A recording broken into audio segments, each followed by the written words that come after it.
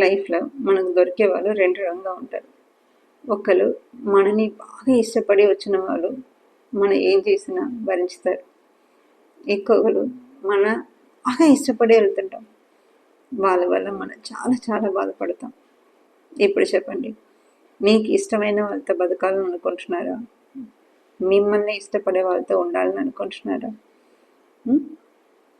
బాధపడాలని అనుకుంటున్నారా? బాధ పెట్టాలని అనుకుంటున్నారా?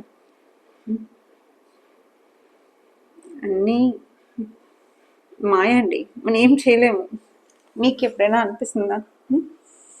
మోస్ట్ ఆఫ్ ద పీపుల్ ఇష్టపడి పెళ్లి చేసుకున్న తర్వాత చాలా బాధపడి డివోర్స్ అయిపోతారు. ముక్కు మొహం చూడలేని వాళ్ళని చూసి పెళ్లి చేసుకున్న వాళ్ళు తర్వాత ఆఫ్టర్ మ్యారేజ్లో ఎక్కువ లవ్ చేసుకుని హ్యాపీగా ఉండగలుగుతారు. అంటే దానిలో కొట్టుకున్న వాళ్ళు ఉంటారు, దీనిలో కొట్టుకుంటే వాళ్ళు ఉండండి. అలా చూసినప్పుడు కొద్దిగా జలసిగా అనిపిస్తుంటుంది కదా.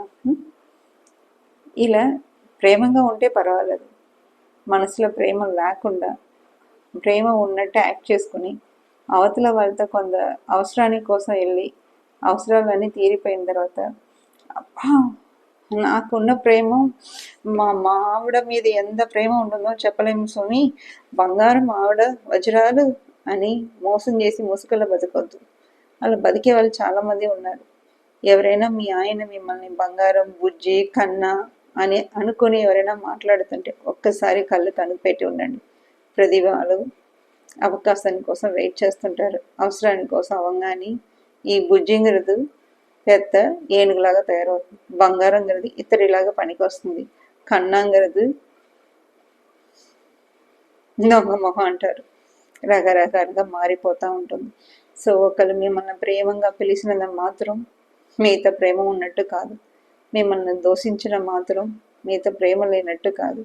సో రిలేషన్షిప్లో ఎక్కువైతే పొగరుతున్నారో వాళ్ళతో చాలా చాలా కేర్ఫుల్గా ఉండండి. అది డేంజర్ గేమ్.